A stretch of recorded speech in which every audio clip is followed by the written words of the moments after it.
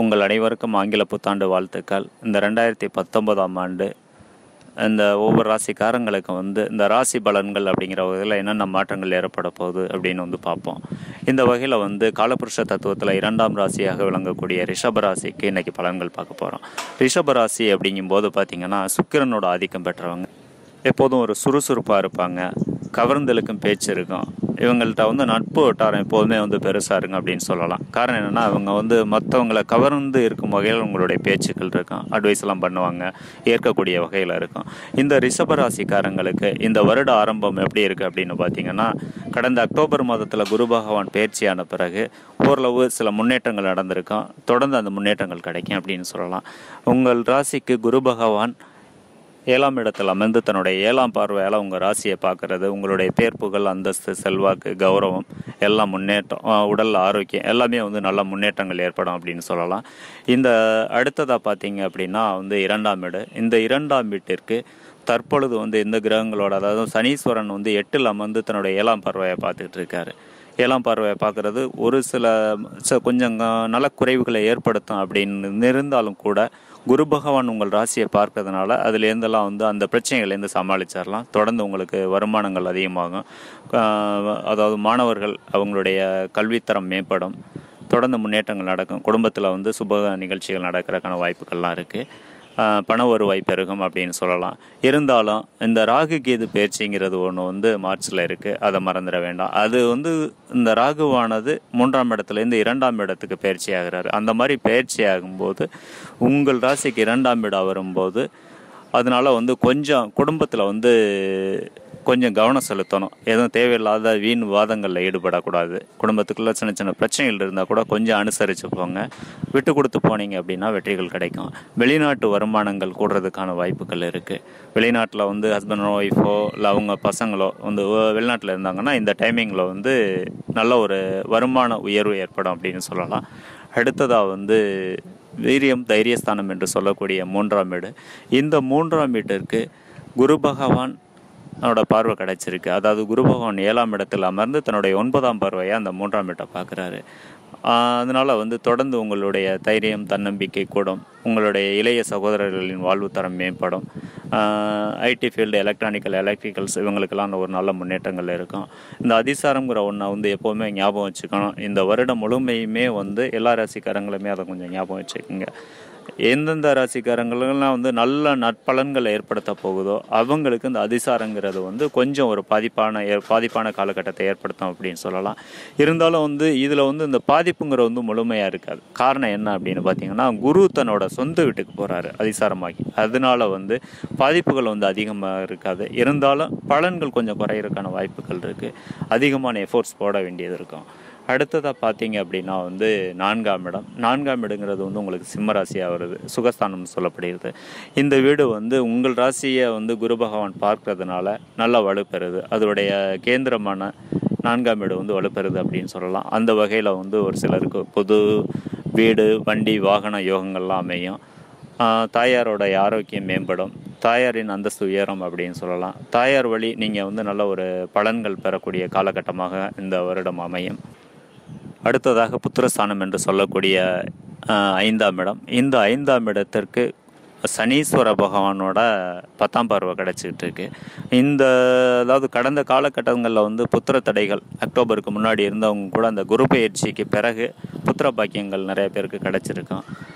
காரணம் என்னென்னா, அந்த சனீஸ்வரனோட பார்வை அங்கே குரு பார்வை கிடைக்கும் போது அதனோட பாதிப்புகள் குறையுது. சனீஸ்வரனோட பாதிப்புகள் இல்லாமல் போகுது அப்படின்னு சொல்லலாம். அந்த அதிசார காலகட்டத்தில் கொஞ்சம் அந்த பிள்ளைகள் ரீதியாக கொஞ்சம் பிரச்சனைகளை ஃபேஸ் பண்ணுறதுக்கான வாய்ப்புகள் இருக்குது. அதனால் தந்தை மகன், தாய் மகன் உறவுகளில் கொஞ்சம் விரிசல்கள் ஏற்படும். அதனால் கொஞ்சம் விட்டு கொடுத்து நிதானமான போக்கை கடைப்பிடிச்சிங்க அப்படின்னா அந்த பிரச்சனைகளைருந்து அவாய்ட் பண்ணி சந்தோஷமான வாழ்க்கையை மேற்கொள்ளலாம். அடுத்ததாக பார்த்தீங்க அப்படின்னா ரோகஸ்தானம் என்று சொல்லக்கூடிய 6ஆம் வீடு. இந்த 6ஆம் வீட்டிற்கு எந்த கிரகங்களோட பாதிப்புகளும் இல்லை. அதனால் எதிரிகளே இல்லாத ஒரு சந்தோஷமான வாழ்க்கையை மேற்கொள்ளலாம்.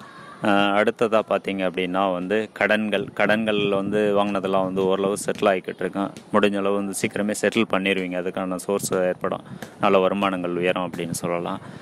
உடம்புல இருந்து பிரச்சனைகள்லாம் நீங்கள் ஆரோக்கியமான வாழ்க்கையை மேற்கொள்வீங்க. தொடர்ந்து உங்களுக்கு வெற்றிகரமாக அமையும். அடுத்ததாக வந்து களத்திர ஸ்தானம் என்று சொல்லக்கூடிய 7ஆம் இடம். இந்த 7ஆம் இடத்துல தான் வந்து குரு பகவான் இருந்துக்கிட்டு இருக்காரு. இந்த குரு பகவான் 7ஆம் இடத்துல இருக்கிறதுனால உங்களுக்கு கணவன் மனைவி ஒற்றுமை வந்து மேம்படும் அப்படின்னு சொல்லலாம். கூட்டு தொழில் புரியறதுக்கான வாய்ப்புகள்லாம் வந்து வரும். நல்ல ஒரு உங்களுக்கு ஜீவனஸ்தானம் வலுத்திருந்தது, 7ஆம் இடம் உங்களுடைய ஜனன ஜாதகத்தில் லக்கணத்துக்கு 7ஆம் இடம் வலுத்திருந்தது அப்படின்னா வந்து கூட்டு தொழில்கள் வந்து தாராளமாக வந்து தொடங்கலாம். இந்த டைமிங்கில் வந்து நல்ல ஒரு முன்னேற்றங்கள் ஏற்படும். அடுத்ததாக பார்த்தீங்க அப்படின்னா வந்து நல்ல நண்பர்கள் கிடைப்பார்கள், நட்பு வட்டாரம் வந்து பெரிதாகும் அப்படின்னு சொல்லலாம். சந்தோஷம் மொத்தத்தில் வந்து சந்தோஷத்துக்கு குறைவு இருக்காது. அடுத்ததாக வந்து ஆயுள் ஸ்தானம் என்று சொல்லக்கூடிய 8ஆம் வீடு.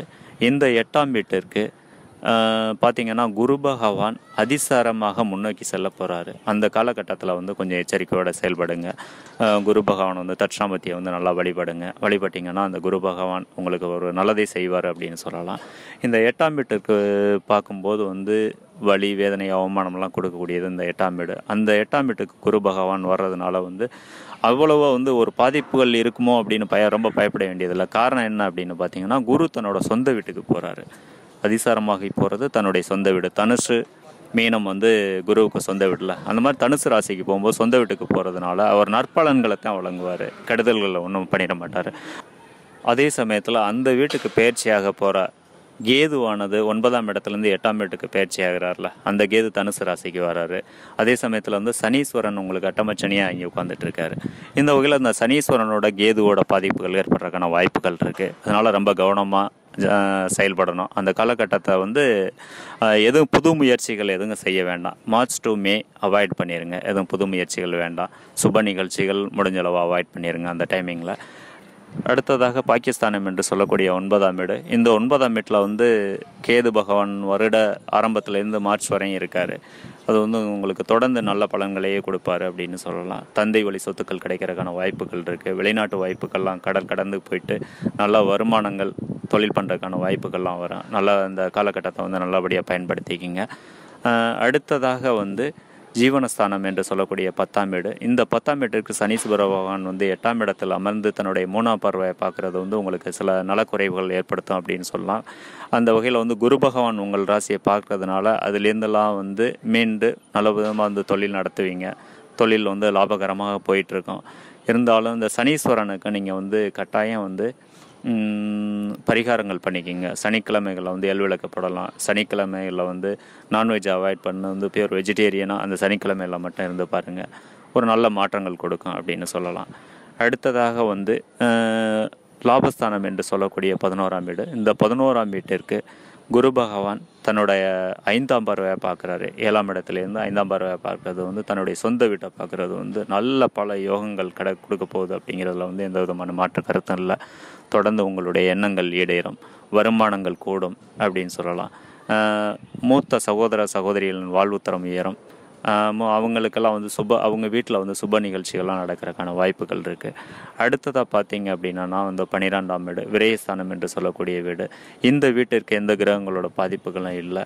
குரு அதிசாரமாக செல்லும் பொழுது உங்கள் வீட்டிற்கு 8ஆம் வீட்டில் அமர்ந்து தனுசுலேருந்து தன்னுடைய 5ஆம் பார்வையாக அந்த 12ஆம் இடத்தை பார்ப்பார், விரயஸ்தானத்தை. அந்த சமயத்தில் வந்து ஒரு சுப செலவுகள் ஏற்படுத்திக்கலாம். இருந்தாலும் வந்து குரு 8லேருந்து 5ஆம் இடத்தை பார்க்குறது அப்படிங்கிறதுனால வந்து சுப காரியங்கள் செய்கிறத விட வந்து ஒரு இன்வெஸ்ட்மெண்ட் மாதிரி ஏதாவது ஒன்று வச்சுக்கோங்க.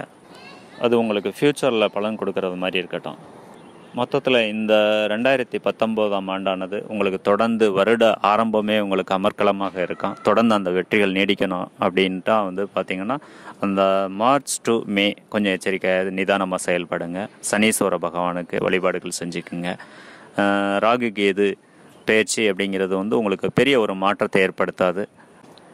குரு உங்களுக்கு தொடர்ந்து நவம்பர் மாதம் வரையும் தொடர்ந்து நற்பலன்களே வழங்குவார். இடையில் வந்து அந்த அதிசாரம் அந்த 3 மாதங்களை மட்டும் கொஞ்சம் கவனத்தோடு கையாண்டிங்கன்னா தொடர்ந்து உங்களுக்கு நற்பலன்கள் கிடைக்கும்.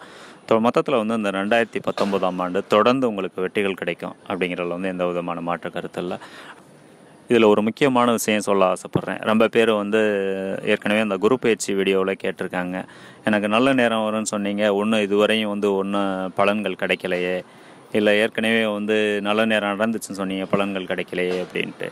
இந்த கோட்சார கிரகங்கள் பயிற்சின்னு சொல்கிறோம்ல, குரு பயிற்சி, ராகு கேது பயிற்சி, சனி பயிற்சி, அப்படி ராசி பலன்கள் சொல்கிறதே வந்து அந்த கிரகங்கள் கோட்சார கிரகங்களை வச்சு தான் பலன்கள் சொல்கிறோம்.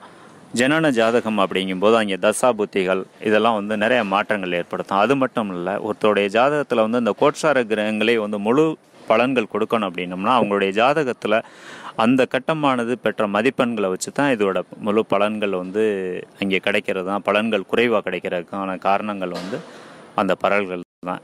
அந்த பரல்கள் அப்படிங்கிறது வந்து இன்றைய காலகட்டத்தில் வந்து பெரும்பாலான ஜாதகத்தில் வந்து அதை எழுதியிருக்க மாட்டாங்க.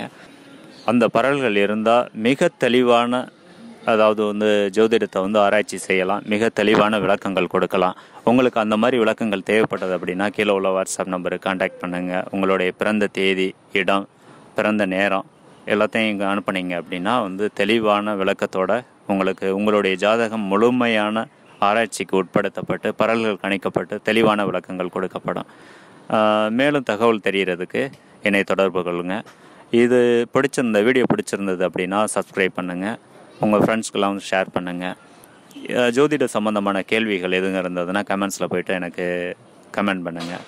நேரம் இருக்கும்போது கண்டிப்பாக வந்து ரிப்ளை பண்ணுறேன். வாழ்த்துக்கள். நன்றி.